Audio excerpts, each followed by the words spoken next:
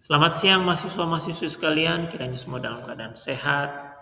Senang bisa jumpa lagi dalam mata kuliah Teologi Sistematika 1 Doktrin Alkitab. Nah, Teologi Sistematika 1 ini berada dalam tema Allah dan Alkitab.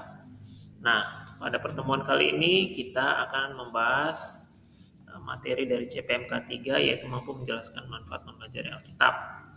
Nah, setelah menonton video ini, diharapkan mahasiswa mampu untuk menjelaskan manfaat mempelajari Alkitab sebagai penuntun kehidupan rohani.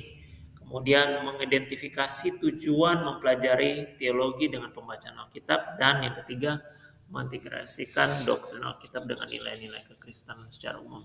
Nah, untuk memulai perkuliahan kita, yuk kita simak sebuah video singkat untuk membuka wawasan kita tentang materi yang kita bahas.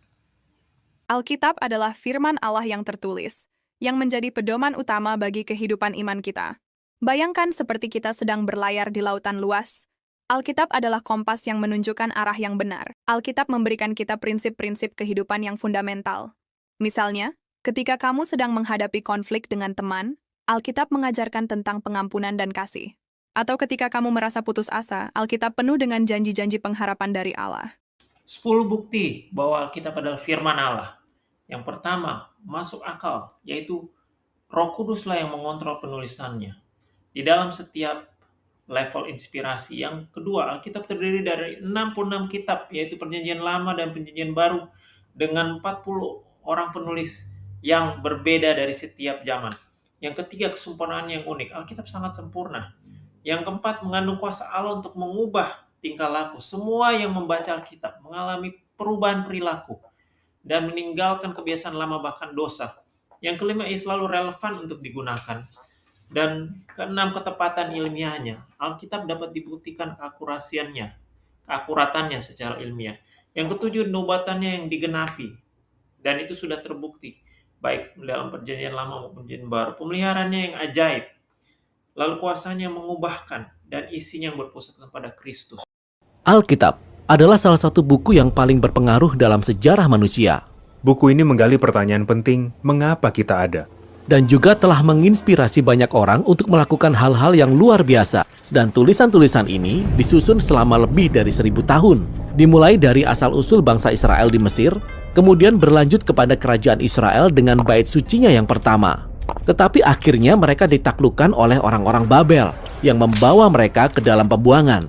Kemudian pada saat yang menentukan dalam sejarah, banyak orang Israel kembali ke negeri mereka. Huruf N merupakan singkatan dari Nevi'im, yang dalam bahasa Ibrani berarti para nabi. Bagian ini berisikan kitab-kitab sejarah yang menceritakan tentang kisah bangsa Israel dari sudut pandang para nabi. Kemudian, kita juga dapat melihat kitab-kitab puisi dari para nabi itu sendiri. Huruf K merupakan singkatan dari Ketuvim, yang dalam bahasa Ibrani berarti tulisan.